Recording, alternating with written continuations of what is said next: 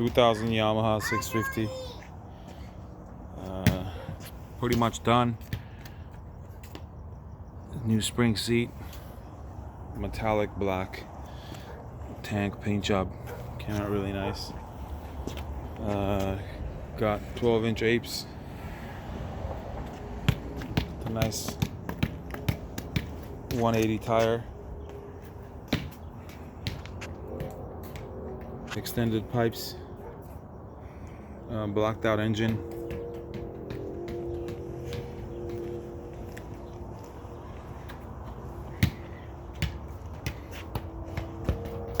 On 18-inch wheels front.